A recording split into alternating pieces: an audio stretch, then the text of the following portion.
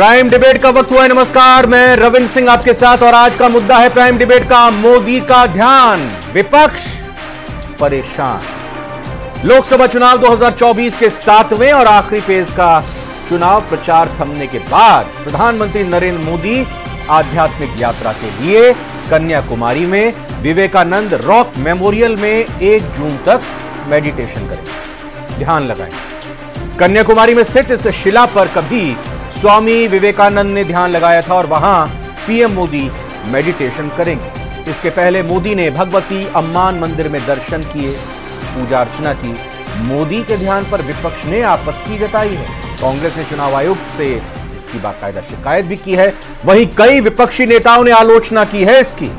चर्चा इसी पर होगी, आखिर विपक्ष परेशान क्यों है, आपत्ति क्या है विपक्ष को। पहले एक रिपोर्ट है।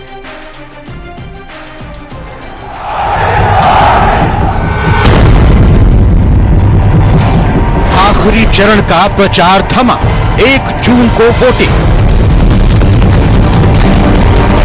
पीएम मोदी का ध्यान, सियासी घमासान। कांग्रेस ने चुनाव आयोग से की शिकायत। हमने 2 बड़े सरल बिंदु रखे हैं चुनाव आयोग के सामने। या तो प्रधानमंत्री इसको मात्र 24-48 घंटे बाद शुरू करें, 1 तारीख की शाम को वो हर प्रकार का आध्यात्म मौन व्रत कर सकते हैं अगर वो चाहें तो, और या अगर वो इंसिस्ट करते हैं कि कल शाम को 30 तारीख की शाम को शुरू करेंगे जैसा कि घोषणा में आया है, तो ये आवश्यक होना चाहिए प्रतिबंध चुनाव आयोग द्वारा कि इसका प्रसारण न प्रिंट न देखने वाली मीडिया, विजुअल मीडिया के द्वारा प्रतिबंधित होना चाहिए। कांग्रेस बोली ये ध्यान नहीं, प्रचार है। ये मेडिटेशन है ही नहीं है, ये चुनाव को प्रभावित करने का एक हथकंडा है। मोदी का ध्यान, विपक्ष परेशान।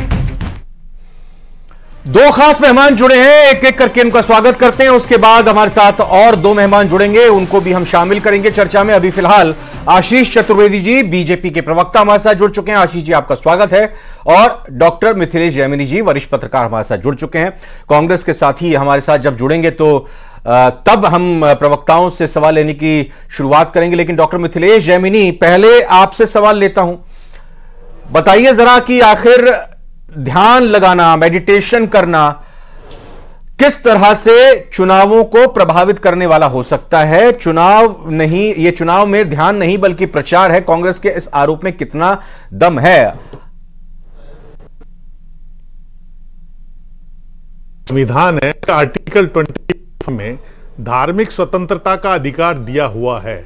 जब धार्मिक स्वतंत्रता का अधिकार दिया हुआ है तो मोदी जी संविधान के तहत कर रहे हैं।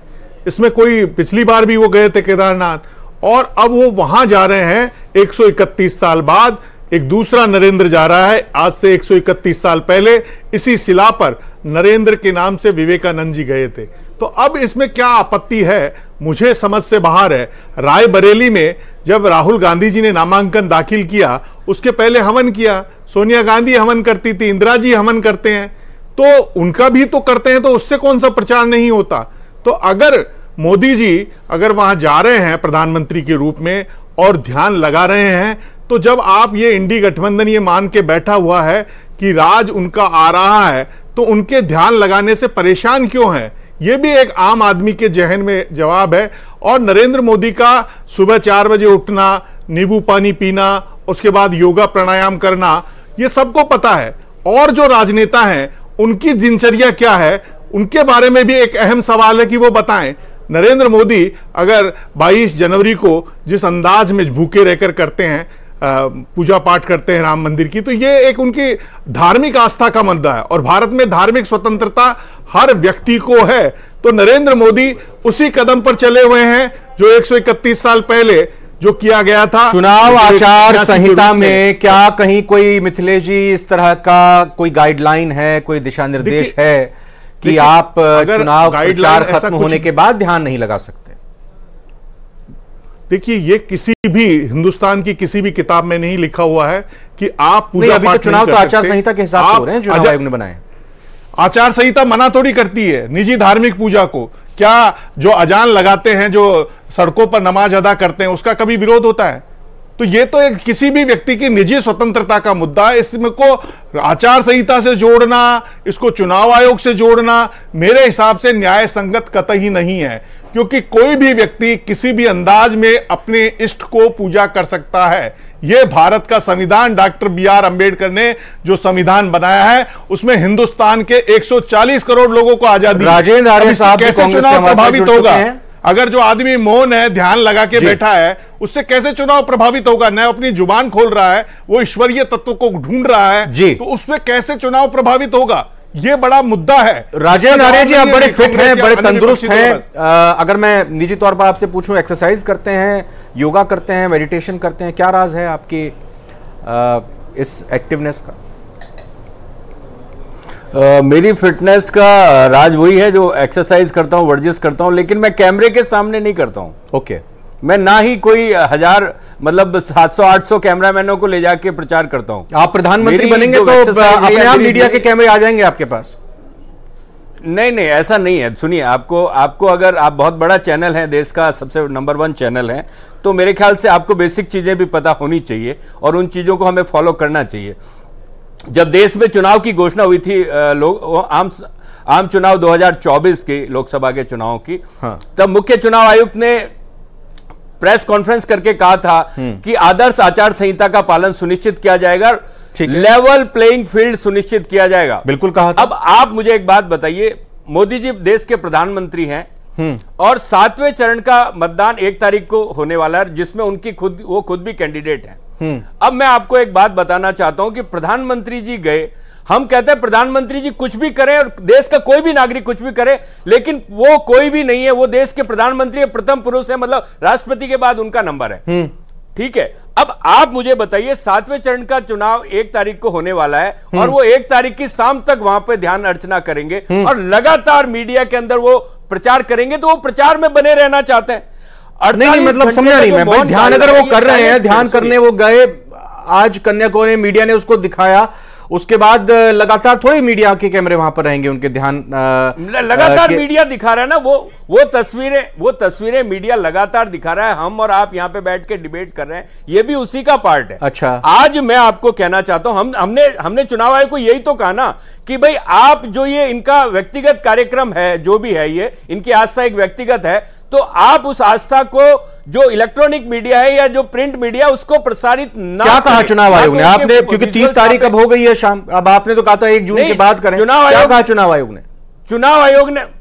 चुनाव आयोग ने कुछ भी नहीं कहा। चुनाव आयोग इसमें मौन है। वही तो मैं आपको कहना चाहता हूं ना कि लेवल प्लेइंग फील्ड की जो बात की गई थी, उसका आदर्श आचार संहिता का सरासर उल्लंघन किया है। इसका मतलब है भाई, एक मिनट, इसका मतलब यह है कि अगर शिकायत करता जाता है अथॉरिटी के पास, अगर कांग्रेस ने शिकायत की, उनको यह शिकायत लगी ही नहीं होगी जो आचार संहिता का उल्लंघन हो रहा है।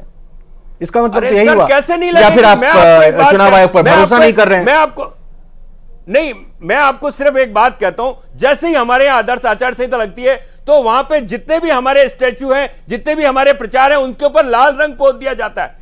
आज आप चीज देखिए ना, प्रधानमंत्री लगातार मीडिया में, हम कह रहे हैं ना, आप 1 तारीख का वोट हो जाने दीजिए, उसके बाद 48 घंटे बाद आप कहीं पे भी जाके 48 क्यों, मैं तो कहता हूं 108 घंटे का कीजिए ना। कौन जैमिल जी, एक चीज बताइए कि अब जब 7वें चरण का प्रचार खत्म हो गया है, सुनिए, राहुल गांधी या प्रियंका गांधी अगर यहां, जो अक्सर राजस्थान में रणथंभौर में आती हैं, राहुल गांधी अगर मनाली चले जाएं, शिमला चले जाएं या मसूरी, वो अक्सर जाते रहते हैं, तो अगर वो वहां पर जाते हैं, इससे पहले भी गए हैं, क्या मीडिया ने वो सब नहीं दिखाया क्या? और अगर जाएंगे अब राहुल गांधी क्या नहीं दिखाएंगे? तो दिखाया ना, राहुल गांधी ने रायबरेली में नामांकन से पहले, राजेंद्र जी, राहुल गांधी ने, अच्छा चलिए सुन लीजिए, राजेंद्र जी को सुन लीजिए, राजेंद्र जी तसल्ली करें, बोलिए। एक पॉइंट कहना चाहता हूं, देखिए रविंदर जी, आपने मिथिलेश जैमिनी जी को क्या भाजपा का प्रवक्ता समझा, जो सारे सवाल आप इनसे पूछ रहे हो? आज ये भाजपा की तरफ से बैटिंग कर रहे हैं और आपने भी समझ लिया कि भाजपा की तरफ से यही करेंगे। अरे भाई, भाजपा वालों के लिए तो कुछ बोलने के लिए रहने दो। आप लगातार वो कर रहे हो, आप संविधान की दुहाई दे रहे हो, लेकिन संविधान ने आदर्श आचार संहिता का पालन सुनिश्चित करने का कहा है। जब प्रधानमंत्री मोदी जिसके अंदर कैंडिडेट हैं, जब पता है कि उनके मतलब बनारस के अंदर भी 1 तारीख को वोट पड़ने वाले हैं, तो वो आपके कहने से कोई भाजपा का प्रवक्ता नहीं हो जाएगा, आपके कहने से नहीं हो जाएगा। नहीं, आप उनकी एक वर्ड सुन लीजिए। उन्होंने जो चीज कही है ना, वो लोग सुन रहे हैं सर के पक्ष में। अब ठीक है सर, एक मिनट जरा, एक मिनट डॉक्टर मिथिलेश, मेरा जो सवाल है वो उसका जवाब दे रहे हैं डॉक्टर मिथिलेश। क्या मीडिया ने राहुल गांधी या प्रियंका गांधी जब घूमने के लिए जाते हैं या कुछ इस तरह की और दौरे उनके होते हैं, क्या उसको कवर नहीं करता है? क्या जब जनेऊ बांधते हैं मंदिर में दर्शन? अरे सर अब सुन लीजिए राकेश जी सुन लीजिए, जाते हैं जब देखिए बाद की बात कीजिए, प्रचार के पहले बंद होने प्रचार के पहले मैं प्रचार बंद होने की बात कर रहा हूं कि अगर राहुल गांधी कहीं घूमने के लिए जाएंगे, राहुल गांधी फुर्सत के पल बिताएंगे तो कैमरा और मीडिया उसको भी दिखाएगा और दिखाता रहा है। के दौरान किया कि मैं दत्तात्रेय गोत्र का ब्राह्मण हूं, उल्टी जनेऊ पहनी और अशोक गहलोत जी के साथ मंजीरे बजाए, अशोक गहलोत जी के साथ मंजीरे बजाए चुनाव के दौरान। मिथिलेश जी आप जवाब दीजिएगा मेरा, प्लीज जवाब दीजिएगा, फिर उसके बाद मैं आता हूं आशीष जी के बाद। मिथिलेश जी आप जवाब दीजिए पहले। देखिए जो सबसे इंपॉर्टेंट चीज है कि राहुल गांधी ने जब गुजरात चुनाव थे विधानसभा के, अशोक गहलोत प्रभारी थे, सोमनाथ मंदिर में गए, उल्टी जनेऊ पहनी, दत्तात्रेय गोत्र का खुद को ब्राह्मण बताया, और जब विधानसभा के चुनाव थे प्रियंका गांधी यहां आई और सवाई माधोपुर चले गई। विधानसभा चुनाव में, राजस्थान विधानसभा चुनाव के दौरान जब वो मेहंदीपुर बालाजी गई और मेहंदीपुर बालाजी में सचिन पायलट और अशोक गहलोत को लेके गई, वो क्या धार्मिक यात्रा नहीं थी? जयपुर में दोनों को लेके गए। तो अब वो प्रधानमंत्री नहीं है, वो प्रचार को प्रभावित कर रहे थे ना। आपकी सरकार थी राजस्थान में जब दोनों को लेके गए, सचिन पायलट को और अशोक गहलोत को मेहंदीपुर बालाजी में ढुकवाने के लिए।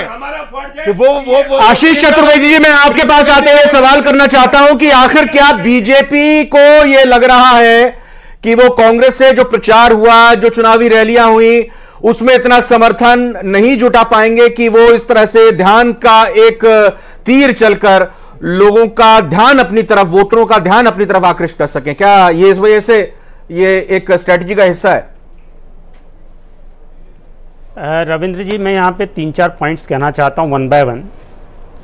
सबसे पहले तो जो कांग्रेस ने स्टैंड लिया है, इससे बहुत अच्छे से परिलक्षित हो रहा है कि कांग्रेस में जो 4 तारीख को जो चुनाव परिणाम आना है, उसमें जो हार की बौखलाहट है वो उनके बयानों में स्पष्ट रूप से दिखाई देती है।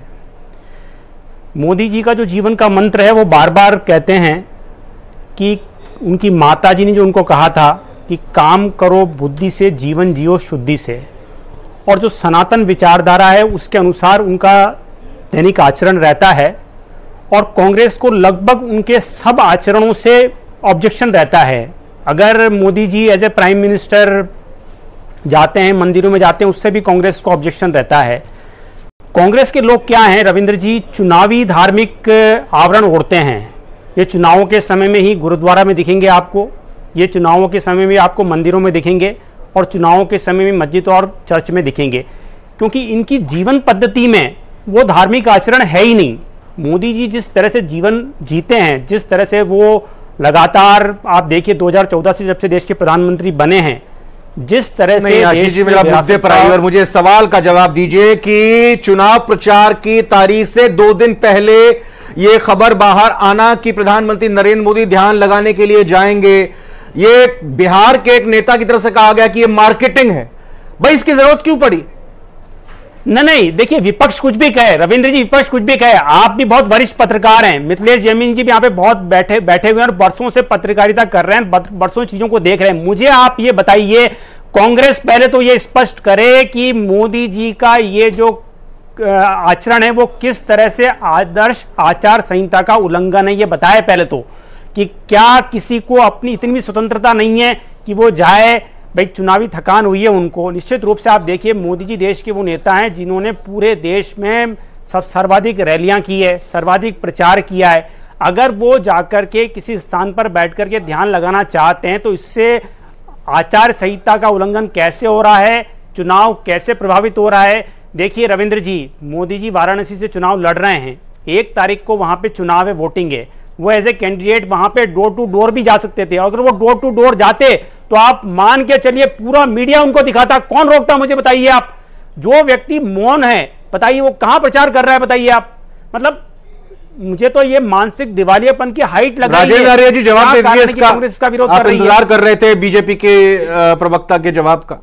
हाँ। देखिए, मानसिक दिवालियेपन की तो हद मोदी जी ने पार की थी जब उन्होंने कहा था चुनाव आचार संहिता का उल्लंघन कहां से है, उन्होंने सीधा पूछा, वो समझ नहीं पा रहे हैं, आप समझा दीजिए उनको। अभी इन्होंने मानसिक दिवालियेपन की बात की तो इसका जवाब सुनना पड़ेगा आपको। इन्होंने मानसिक दिवालियेपन की बात कही है तो मैं बताता हूं मानसिक दिवालियेपन की स्थिति तो मोदी जी की है, जो उन्होंने कहा कि रिचर्ड एटनबरो की फिल्म से पहले। चर्चा क्या कर रहे हैं हम? अरे राजेंद्र, चर्चा क्या कर रहे हैं बताइए ना, हम किस पॉइंट पे चर्चा कर रहे हैं? आपको मोदी जी के ध्यान पर आपत्ति, आप उस पर चर्चा कीजिए ना। मैं आपके सारे बयान बताऊं क्या? बताओ अभी यहाँ पर। Saint Gandhi man of the year 1930। तो आज सुन लीजिए, मानसिक दिवालिया किसका है यह देश जानता है। प्रधानमंत्री लगातार झूठ बोलते हैं और आज तक कोई सच नहीं बोला, और उनके आचरण की बात करते हैं तो वो कौन सी शुद्धि का आचरण करते हैं? हर दिन झूठ बोलते हैं। आज तक चुनाव में आपकी बुरी तरह हार हो रही है, आप जितना बोलेंगे उतना ही नीचे जाएंगे आप। राजेंद्र आर्य जी आप बताएं, आप राजेंद्र आर्य जी एक मिनट, ठीक है, मानसिक दिवालियापन पे आपने जवाब दिया, लेकिन अब मुझे ये जवाब भी चाहिए जो आशीष जी ने कहा कि ये आचार संहिता का उल्लंघन कहां से होता है। मैं बता रहा हूं ना, आचार संहिता का उल्लंघन ऐसे है कि लगातार वहां पे जो इनके खुद के पर्सनल कैमराज भी है, हजारों कैमरे वहां पहुंचे हैं। आप मुझे एक बात बताइए, कौन है ऐसा आदमी जो 1000 कैमरे लेकर ध्यान लगाने जाता है 48 घंटे का? अरे ध्यान के लिए एकांत चाहिए, एकांतवास, और प्रधानमंत्री पूरा मजमा लगा रहे हैं वहां पे। अरे मजमा लगाना है तो पूरे प्रचार किया कि नहीं किया आपने? आप बंगाल का चुनाव भी बाकी पड़ा है, विवेकानंद को बीच में लाके बंगाल के चुनाव को प्रभावित करना चाहते हैं, बिहार के चुनाव को प्रभावित करना चाहते हैं।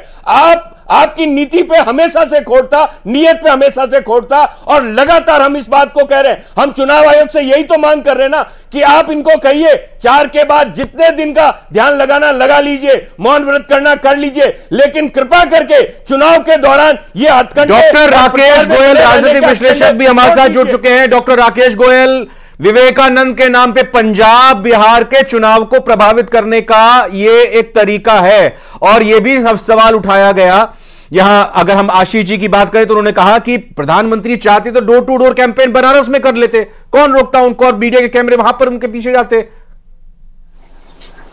देखिए रविंद्र जी, प्रधानमंत्री का एजेंडा भी चुनाव प्रचार करना नहीं है। उन्होंने आत्म मंथन के लिए जो विवेकानंद शिला है, जिसपे कि विवेकानंद जी ने आज से लगभग 113-14 साल पहले साधना की, तपस्या की, और जो एक भारत और श्रेष्ठ भारत का जो उनका एजेंडा उन्होंने वहां बैठ के जो तपस्या ध्यान। नहीं, लेकिन मीडिया के कैमरे क्यों लेकर गए साथ में? देखिए, प्रधानमंत्री इसका चेहरा ऐसा है कि मीडिया अपने आप उनको फॉलो करते हैं। प्रधानमंत्री जी ने किसी मीडिया को इन्वाइट नहीं किया, आगे आया मुझे कवर करें, और प्रधानमंत्री जो गलत कार्य करने के लिए वहां नहीं गए हैं, वो अपने ध्यान साधना के लिए गए, सदाचार के लिए गए हैं। यही विपक्ष है, यही विपक्ष। अगर कैमरे ना हो तो हो सकता है विपक्ष बोलेगा उन्होंने ध्यान ही नहीं करा, उन्होंने साधना नहीं करी, वो आराम करने चले गए। जो आदमी कोई गलत काम करता है वो कैमरे नहीं लेके जाता। जैसे राहुल गांधी बैंकॉक जाते हैं, वो कैमरे लेके नहीं जाते, वो चुनाव कौन सा ध्यान करते हैं वही बता सकते हैं। पर प्रधानमंत्री जी का जो आचरण है वो बड़ा स्पष्ट आचरण है, बड़ा स्वच्छ साफ आचरण है। वो कहते हैं जैसा बाहर हो वैसा अंदर हो, और वो सबको दिखाते हैं इस चीज का, और हमें इससे प्रेरणा लेनी चाहिए, उनके चरित्र से प्रेरणा लेनी चाहिए। किस तरीके से 36 घंटे की साधना करेंगे, याद आता है। अगर इतना ही शुद्ध मुजरा याद नहीं आता उनको, वो मुजरे में विपक्ष का काम है टीका टिप्पणी करना। आप अपने गिरेबान में झांक के देखिए, आपने सनातन पे कभी यकीन नहीं करा, आपने सनातन का विरोध किया। आपका कौन सी विचारधारा? हमेशा एक ही बात मोदी करते रहते हो, लेकिन सच पे ऊपर करो, विश्लेषण करने बैठो यहाँ पे। आप सबसे बड़ी चीज है कि आप ध्यान नहीं देते इस चीज का। राजेंद्र जी, राजेंद्र जी, तो क्या आपको लग रहा है कि मोदी के ध्यान लगाने से आखिरी फेज की 57 सीटों पर कांग्रेस को, इंडिया गठबंधन को नुकसान हो रहा है, बड़ा नुकसान हो रहा है? देखिए, नुकसान और घाटे की बात, फायदे की बात नहीं है, बात है आदर्श आचार संहिता के पालन की। हमने सिर्फ चुनाव आयोग को इतना ही अपना मशवरा दिया कि साहब 55 सीटों में चुनाव अभी बाकी है, और आप कृपा करके मोदी जी को कह दीजिए 1 तारीख को वोट पड़ने के बाद में जितना चाहे उतना ध्यान लगा लीजिए, कोई नहीं रोकने वाला आपको, लेकिन आप उन 55 सीटों पे चुनाव को प्रभावित कर, नहीं तो क्या जरूरत है 48 घंटे चुनाव प्रचार रोकने की? बताइए ना मुझे। अगर चुनाव प्रचार रोकने की जरूरत है तो प्रधानमंत्री को भी चुपचाप अपने प्रधानमंत्री आवास पे जाके बैठ जाना चाहिए या अपने चुनाव क्षेत्र में डोर टू डोर वोट मांगने चाहिए। लेकिन उन्होंने यह नहीं किया, उन्होंने वहां जाके प्रचार किया और पूरे देश और दुनिया के अंदर इनके लोग लगातार ट्विटर पे, व्हाट्सएप पे और आपके यूट्यूब पे लगातार प्रचार करेंगे और यही आदर्श आचार संहिता का उल्लंघन है। आने वाले समय में मीडिया को और तमाम लोगों को देश माफ नहीं करेगा, आने वाली पीढ़ियां माफ नहीं करेगी, क्योंकि हम सच के साथ नहीं खड़े हैं और सच के साथ खड़े होंगे तो आपकी भी वाह वाह होगी, अदरवाइज आपकी भी थूथू होगी आने वाले समय में। बोल दिया आपने राजेंद्र जी, बोल दिया आपने। गलत बोला हो तो बता दीजिए। राहुल गांधी कहां पे है? चुनाव प्रचार खत्म हो गया। राहुल गांधी कहां पर है? चुनाव प्रचार, एक मिनट, कहां है राहुल गांधी? चुनाव प्रचार खत्म हो गया, बताइए। आपको भी नहीं पता होगा, किसी को नहीं पता होगा ना। जब आपको नहीं, जब आपको पता है ना कि प्रधानमंत्री कहां पे है तो आपको यह भी पता होना चाहिए राहुल गांधी कहां पे है। प्रधानमंत्री के तो विजुअल लगातार आप दिखा रहे हैं। डॉक्टर मिथिलेश जैमिनी, मुझे बताइए, राहुल गांधी जैसा कहा गया कि चुनाव प्रचार, जब चुनाव के नतीजे आ देंगे उसके बाद छुट्टी पे चले जाएंगे। पता नहीं जीत कौन रहा है तो हम नहीं जानते, 4 जून को पता चलेगा। तो जब छुट्टी पर वो जाएंगे, और इससे पहले भी राहुल गांधी अगर कभी छुट्टी पर गए हैं विदेश में, तो ऐसा क्या कारण था कि मीडिया ने उनको कवरेज नहीं दी? आचार संहिता से लगा के अगर मैं सबसे इंपॉर्टेंट चीज है, देखिए सबसे इंपॉर्टेंट चीज है कि विश्व योगा दिवस किसने बनवाया? इस सनातन की जो छुपी हुई चीजें थी, जिन्हें पूरे विश्व में स्थापित करने का काम मोदी जी ने किया। और जो स्वामी विवेकानंद, जो आज की युवा पीढ़ी कहीं न कहीं डिजिटल माध्यम से भटक रही है, उसे उत्तिष्ठ प्राप्त वारेण्य ने, जब तक आप लक्ष्य तक नहीं पहुंच जाते कर्मशील रहिए, वो मैसेज देने के लिए किया है। और मोदी जी का जब कोई प्रभाव ही नहीं है, ये मान रहे हैं कि चुनाव हार रहे हैं विपक्ष, तो फिर मोदी जी से क्यों डर रहे हैं? मोदी जी का क्या इंपैक्ट है? जब ये मान रहे हैं कि मोदी जी का पंजाब में इंपैक्ट नहीं है, पश्चिम बंगाल में इंपैक्ट नहीं है, यूपी में इंपैक्ट नहीं है, तो उन्हें जो करना करने दीजिए। आप तो मान रहे हैं ना कि बेरोजगारी के मुद्दों पर जनता वोट दे रही है, मोदी को दिखाने से दिमाग भ्रमित नहीं हो रहा, फिर डरने की क्या जरूरत है? जब आपको पता है कि भारत की जनता उठ खड़ी हुई है राहुल गांधी के नेतृत्व में और सत्ता बदलने वाली है, तो फिर मोदी के ध्यान से डरने की जरूरत कहां है? ये ठीक है, बिल्कुल। 4 तारीख को जब नतीजे आएंगे उसके बाद ही पता चलेगा कि इस ध्यान से 7वें चरण में कितना फायदा हुआ बीजेपी को, एनडीए को, या इंडिया गठबंधन को, कांग्रेस को कितना नुकसान हुआ। और 4 जून के नतीजे ही तय करेंगे कि आगे कौन ध्यान लगाने के लिए चला जाएगा और कौन काम पर ध्यान देगा। फिलहाल प्राइम डिबेट में आगे